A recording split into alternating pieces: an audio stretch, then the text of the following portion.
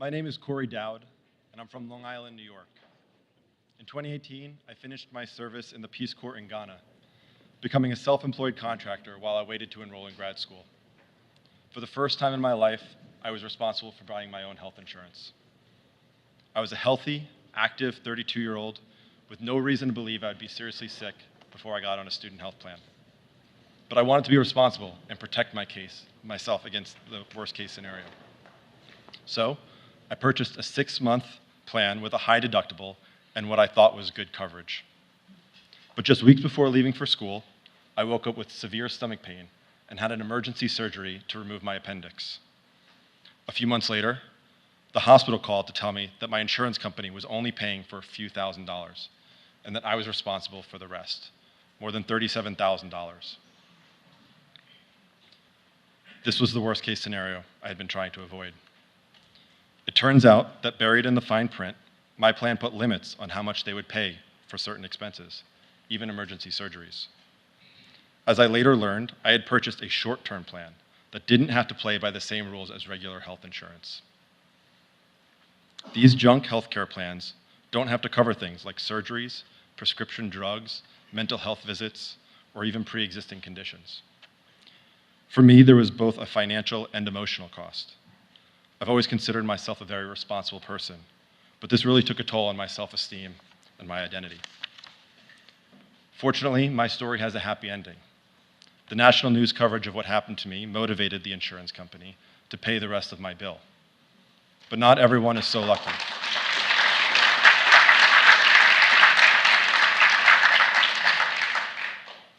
That's why I'm proud that we have a president who has made affordable health care a priority, and that is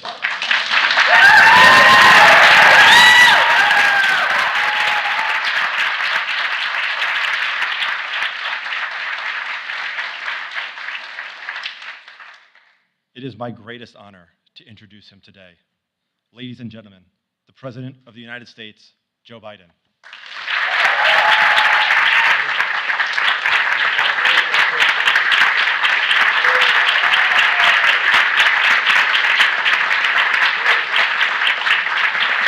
Thank you, thank you, thank you. Please, have a seat. You know, Corey, what you've exposed is something that I think we don't pay enough attention to in government. And it's not necessarily about health care, it's just about being played for a sucker. When I started to deal with junk fees relating to airline costs, ticket fees, baggage and the like, I think even some of the folks working with me thought it's not that big a deal.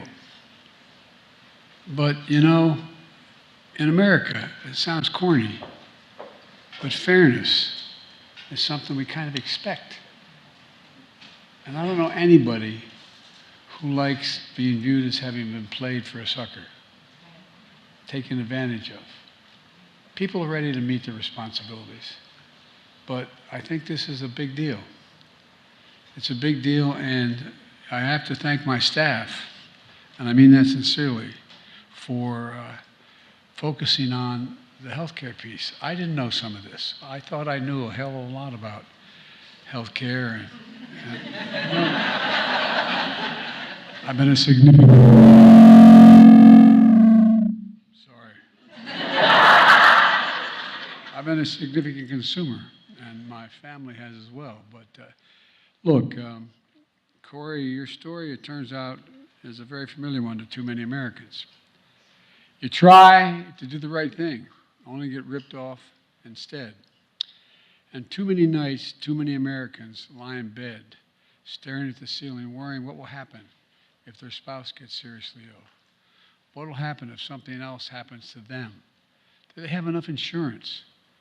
Will they have to, how are they going to pay their medical bills? Will they have to sell their home? If you can know point of personal privilege, we used to say in the Senate, I was telling my staff, but I was raised with a middle-class family. We weren't poor. We lived in a 3-bedroom house with 4 kids and a grandpop, a split-level home, and the boys, quote-unquote, now the princess, my sister, had her own bedroom, as she should have. But the three boys there were two sets of bunks in the other room. And there was a closet that ran as you walked up the stairs, walked straight down the hall. You went into, quote, the boys' room, the three of us. And on the left, there was a closet in that whole wall. My parents' bed headboard was against that, where that closet was. And every once in a while, rarely, you could hear sort of a restlessness going on, and one morning I get up and I said, "What's wrong with Dad?" He said, he just got word that his company said they're no longer going to pay for health insurance. Doesn't know what they're going to do.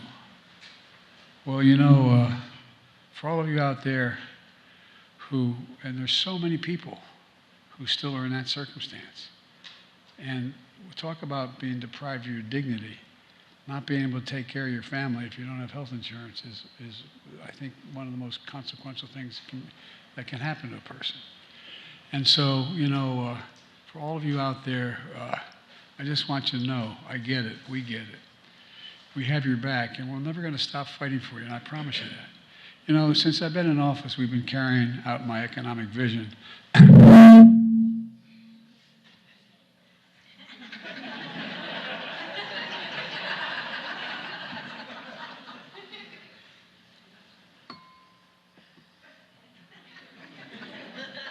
All right.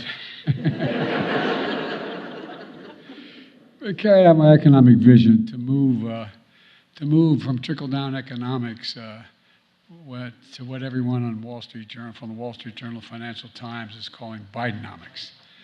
It's about growing the economy from the middle out and the bottom up, and because when that happens, the folks in the bottom have a shot. They get a chance to raise up, and the wealthy still do very well. It's not to hurt anyone at all. But today's job shows that, jobs report, shows that Bidenomics is working. We added 200,000 jobs, I think 209,000 jobs last month. And all told, we've created over 13 million. I think it's 13,300,000.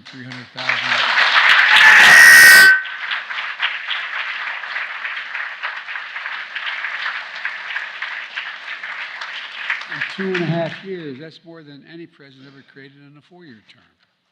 And folks, the unemployment rate is below 4% for 17 straight months. Not since 1960 has that occurred. Inflation continues to fall. It's less than half of what it was a year ago. And the rate of Americans without health insurance is at an all-time low. Premiums are covered.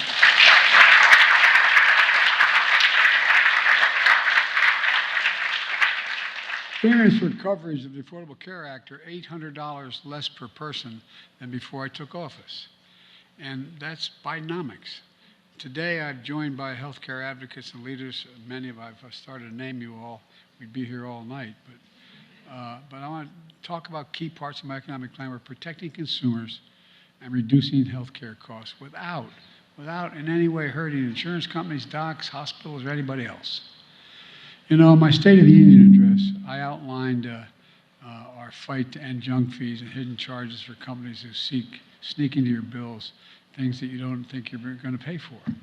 Each year, those junk fees cost hundreds of dollars a month for tens of billions of dollars, weighing on down family budgets and making it harder for people to pay their bills.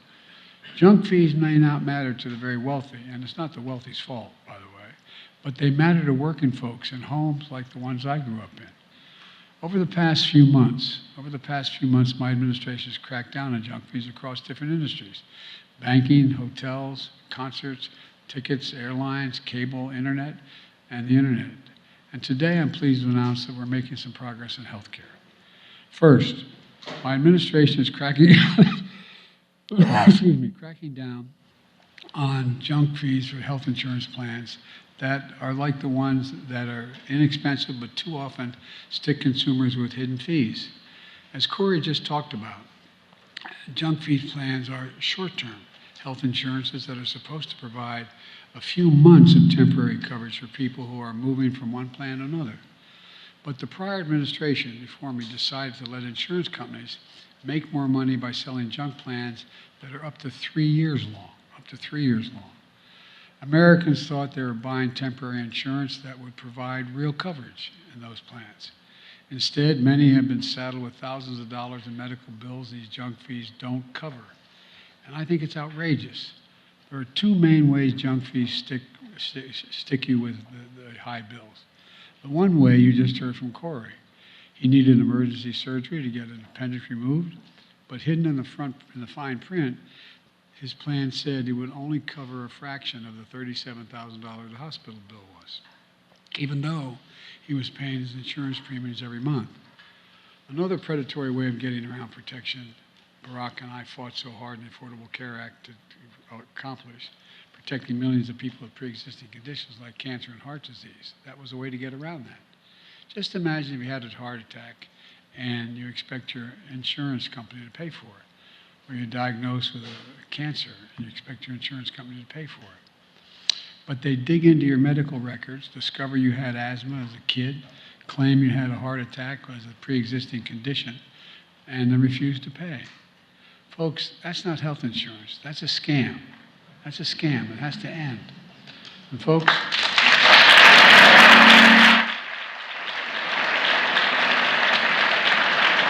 today, my administration is issuing a new rule that would close the loophole that allows these junk insurance plans to exploit Americans. Under our rule, short-term plans would have to be short-term. That means 4 months or less, not 3 years. Insurance companies would also be required to provide a clear disclaimer up front about what's covered and what is not covered instead of burying it in fine print.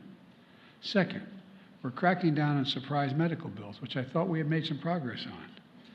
You've already heard stories about people who choose a hospital that's in their insurance network, and they get a surprise bill for thousands of dollars because the hospital assigned them an anesthesiologist who wasn't in their network, without them knowing that.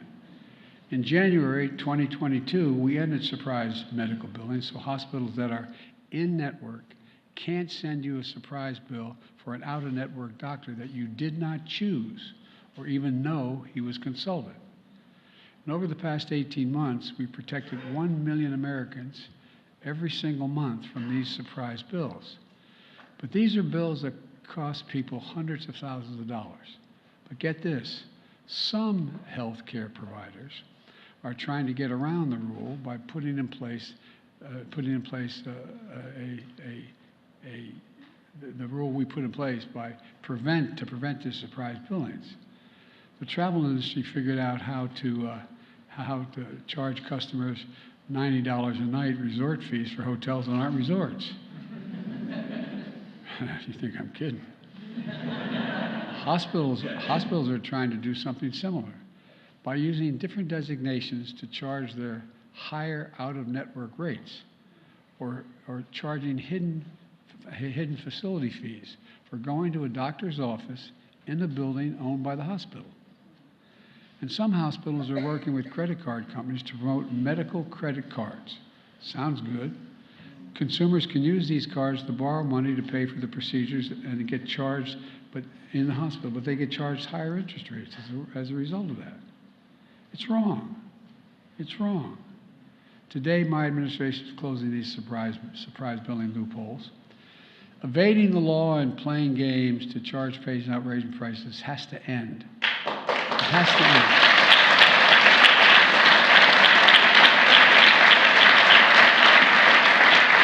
Folks, we're putting a stop to insurance companies gaming the networks and making them reveal any hidden facility fees. They got to reveal them. And for the first time in history, the Consumer Financial Protection Bureau and the Department of Health and Human Services and the Department of Treasury are teaming up to investigate whether health care providers promoting medical credit cards are violating federal law. Third, we're lowering prescription drug prices for seniors and people with disabilities. With your help, I signed into law the Inflation Reduction Act. Among the many important things it does, it finally gives Medicare the power to negotiate lower prescription drug prices.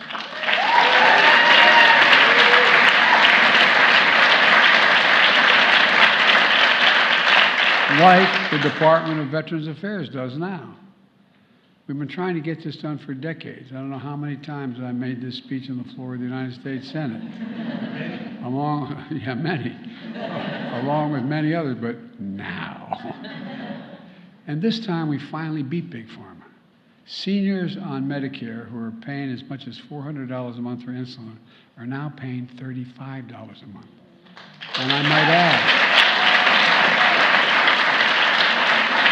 add, the guy who invented the insulin, he didn't even patent it because he thought everybody should have access to it. It cost $10 to make. To packages made as high as $13.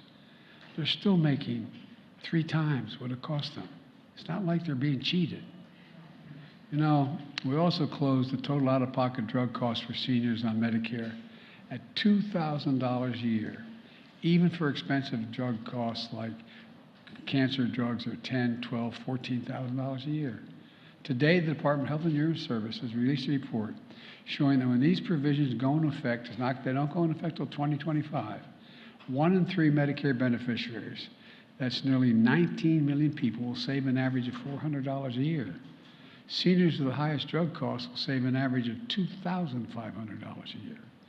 This is going to reduce out-of-pocket spending by Americans by nearly $7.5 billion annually.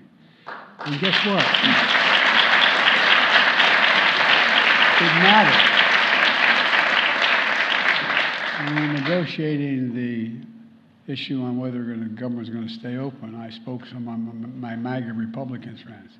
It not only saves the consumer, it saves every taxpayer. You're not paying that extra $7 billion because Medicare doesn't have to take the out-of-pocket and pay it. Last week, the Centers for Medical and Medicaid Services released the final guidance on how they'll negotiate with drug companies to lower prescription drug costs. On September 1st, I'll announce the first 10 drugs selected for negotiation and under the law. This will not only save consumers money, it's going to save the federal government money, as I just referenced. Negotiating drug prices alongside other parts of my prescription drug plan is going to save the taxpayers so far $160 billion. $160 billion.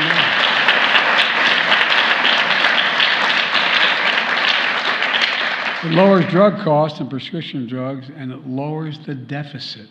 It lowers the deficit. And I might add, all the talk about I'm a big spender Biden, I lowered the deficit. $1.7 trillion in the first 2 years. No one's ever done that. The last guy increased it by 40. Anyway, I won't finish. Well, that's Bidenomics in action. But guess what? Big Pharma doesn't want this to happen, so they're suing us to block us from negotiating lower prices so they can pad their profits while hardworking Americans foot the bill. But we're gonna see this through. We're gonna keep standing up to Big Pharma, and we'll also stand up to MAGA Republicans who've been trying for years to get rid of the Affordable Care Act. They've tried 70,000 times, I think.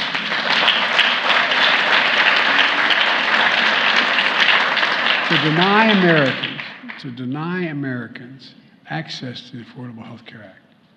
On my watch, health care is not a privilege in this country, it should be a right. And folks, let me close with this. When I ran for president, I promised I would not continue the trickle-down economics of the past. Because here's the simple truth. Trickle-down economics represented the moment we walked away from how this country was built in the first place. Bidenomics is just the other way around. Restoring the American dream. 40 years of trickle-down economics limit the dream to those at the top. I believe that every American willing to work hard should be able to get a good job, afford good health care, no matter where they live, in every part of the country, if they're willing to work. That's the American dream. That's Bidenomics. And that's why I can honestly say I know I don't look like it, but I've been around a while. But all kidding aside, I've never been more optimistic about America's future than I am today. I really mean that.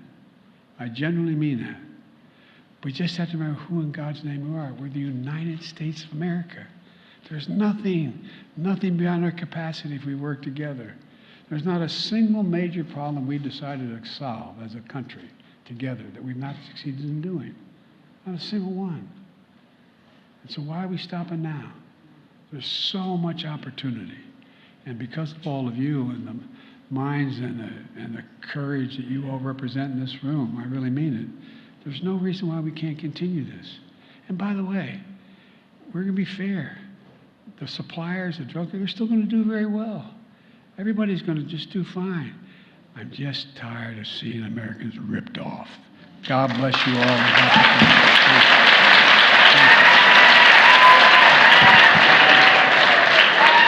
Distinguished guests, please remain in your seats as the President departs the East Room. Thank you.